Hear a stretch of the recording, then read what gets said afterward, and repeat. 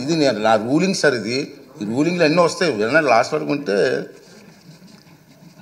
ప్రమాణ స్వీకార కార్యక్రమం చిరకాల సాంప్రదాయాలను అనుసరించే నిర్వహించారు.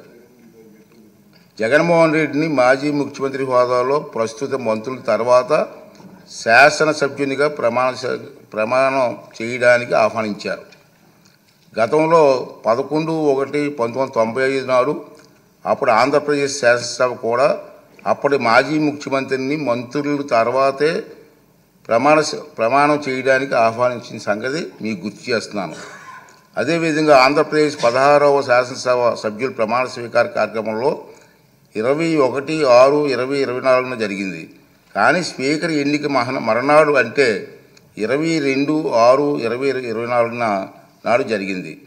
ప్రతిపక్ష నాయకుడిగా గుర్తింపు ఇవ్వగలిగితే అధికారం కేవలం స్పీకర్కి మాత్రమే ఉంటుంది.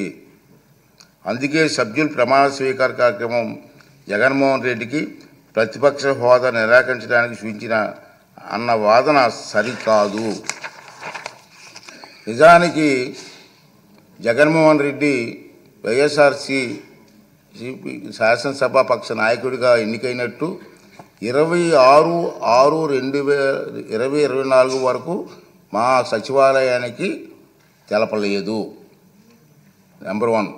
అలాంటప్పుడు జూన్ 26 కంటే ముందు అందున స్పీకర్ ఎన్నిక జరగకముందు ప్రతిపక్ష నాయకుడి హోదా గురించి నిర్ణయం తీసుకోవడం సాధ్యమా? ఇది ఒకటి గమనించవలసిన అవసరం ఉంది. ప్రతిపక్ష నాయకుడి హోదా ఎవరైనా అర్హులా కాదా అనేది కేవలం రాజ్యాంగ సూత్రాలు, కోర్టు తీర్పులు, చిరకాల సాంప్రదాయాల ఆధారంగా మాత్రమే నిర్ధారించగలరు. ఆంధ్రప్రదేశ్ వేతనాల పెన్షన్ చెల్లింపు అనర్హతల తొలగింపు చట్టం 1953లో ప్రతిపక్ష నాయకుడి హోదా ప్రస్తావన ఉంది. ఆ చట్టంలో సెక్షన్ 12B ప్రకారం ఎవరైనా ప్రతిపక్ష నాయకుడి హోదా ఇవ్వాలంటే వారు చట్టసభలో సభ్యులై ఉండాలి. 2, వారు ప్రభుత్వ వ్యతిరేక రాజకీయ పార్టీ సభలో నాయకుడై ఉండాలి. ఇది క్లియర్గా ఉంది. 3, ప్రతిపక్షంలో ఉన్న పార్టీకి అత్యధిక సంఖ్యాబలం ఉండాలి. 4, మరీ ముఖ్యంగా ఆ వ్యక్తి సభాపతి ప్రతిపక్ష నాయకుడిగా గుర్తించాలి.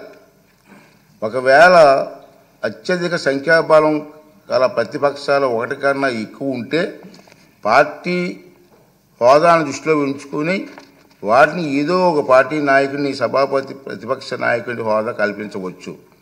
ఈ విషయంలో సభాపతి నిర్ణయానికి తిరుగుండదని సెక్షన్ 12B చెబుతుంది.